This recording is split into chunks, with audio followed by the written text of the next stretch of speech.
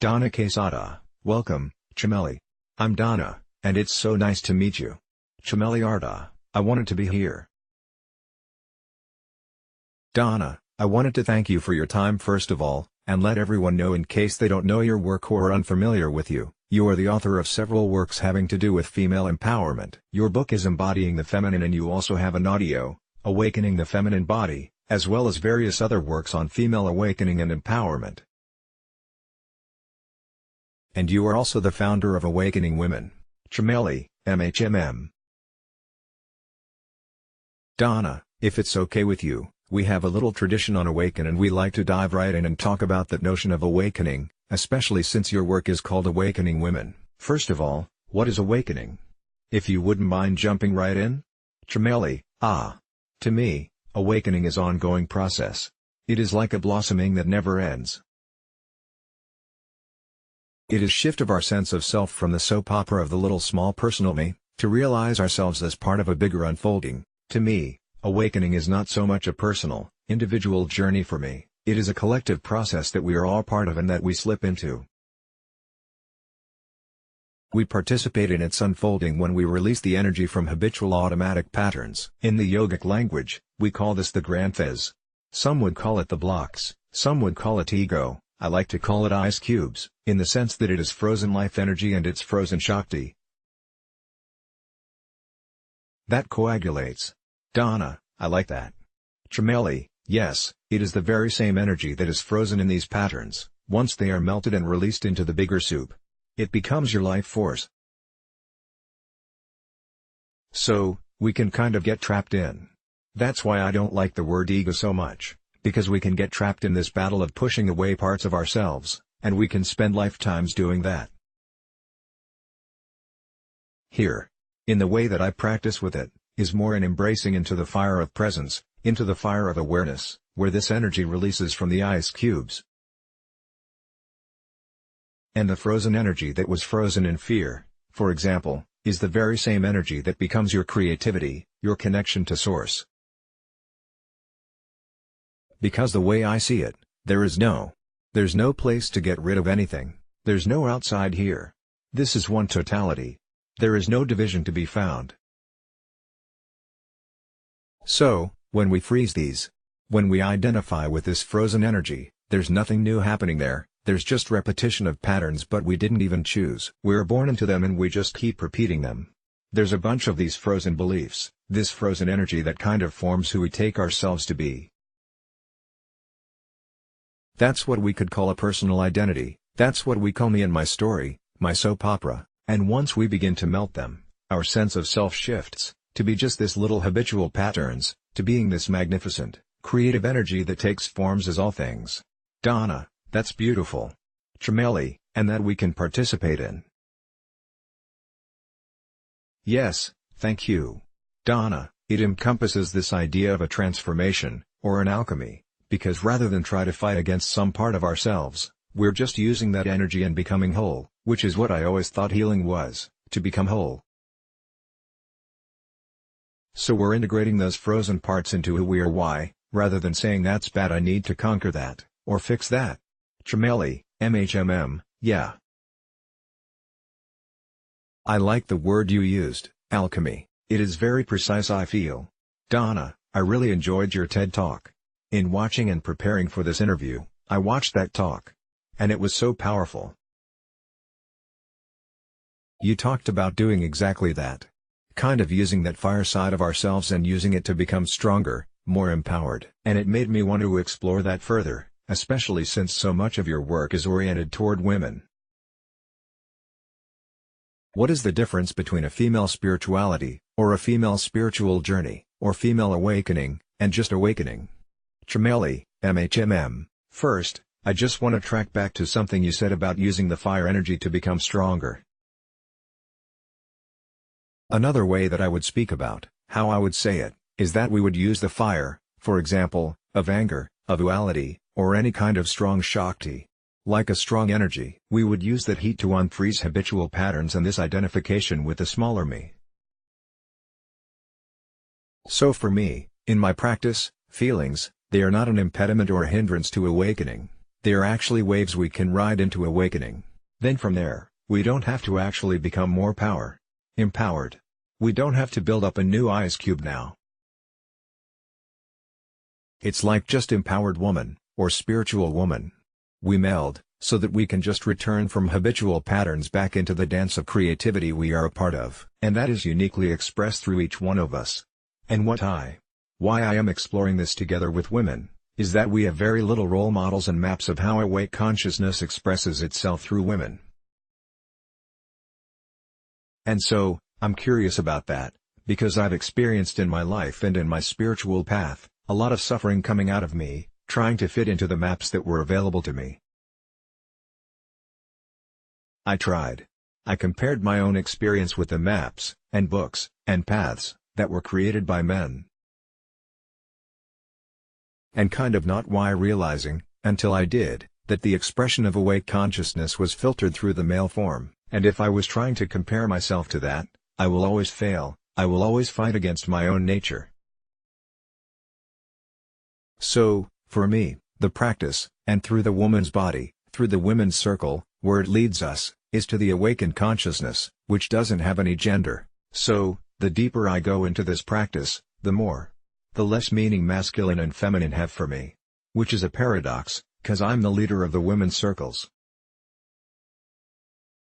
But the awakening of consciousness is not the end of the story in the feminine path, and in the path we could call the embodied path, which is for men and women. Which is the exploration of how consciousness is expressing itself through our bodies, through our lives, through our reality, through our work, through our relationships. Which is the part of spirituality so many people are drawn to today, because for so many of us, it's not our destiny to sit in the monastery or sit in the cave, which so many of these maps were created for, monks. So, they didn't need to address, like end of the story was just awakening from the personal to the universal, and then you can just sit very still and bask in that. And for me, that was a great shift in my life. But once I opened my eyes and started to speak, especially to my partner, I was not so enlightened anymore. It was like, I got it, I lost it, I got it, I lost it. And I think that is a dynamic many recognize themselves in. And that's where I discovered that, wow, there is a whole new set of practices, there is a whole new piece of this path which we have to kind of explore for ourselves. I mean, there are many. I'm very inspired by the wisdom teachings, but also to stay loyal to how the living, breathing spirit expresses itself through women today. So I'm curious about that. Donna, so a female's practice is more body-based? Chameli, yes. Definitely. We enter. There's a beautiful model in the Tantric path, which I'm inspired by, and it's that Shiva Shakti. Many of us have seen Shiva Shakti in the symbol of the making love, and in this context, Shiva then would represent the formless aspect of spirit, and Shakti is how that formlessness takes form. And in many maps, the journey is from form to formlessness, and then. So literally, it is Shakti rising in the body, and then merging with Shiva consciousness. And for many maps, that is where the story ends. But in our practice, that's actually the beginning. It's where Shakti and Shiva merges, and then she brings Shiva back with her. It means that she brings presence, awake consciousness into form. And there is this saying that the lovemaking is so total, that he has penetrated her, so he's inside her. So, this is why, just like the scientists are discovering now, if you penetrate deep enough into form, you find energy, you find space, you don't find a thing. This is what all the yogis have been speaking about since the beginning. That nothing of this is actually as solid as the human brain has it interpreted it to be. So, this is why we can dive in through the body, through the feelings, and access the same Shiva consciousness, the same spaciousness. And it's a more challenging path because you go into the jungle of the feelings, of sensations, and all of this stuff. But, the reward is that you don't have to. Awakening your freedom is not dependent on a certain state of common peace. Donna, Chameli, you see what I mean?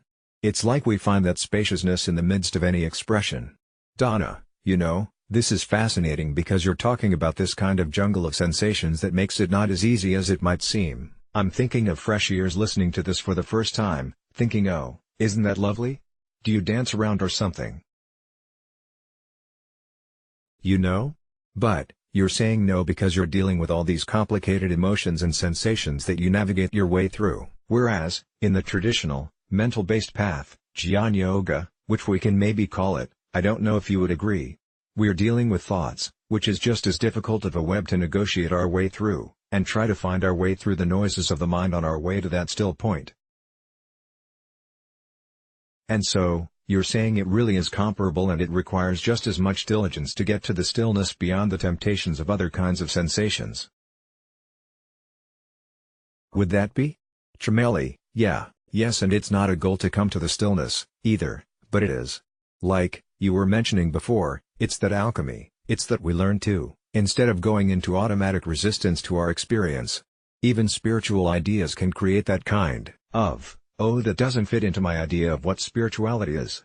We try to harvest, we try to cultivate the capacity to stay awake with a lot of energy, without having to create drama, or a big identification with it.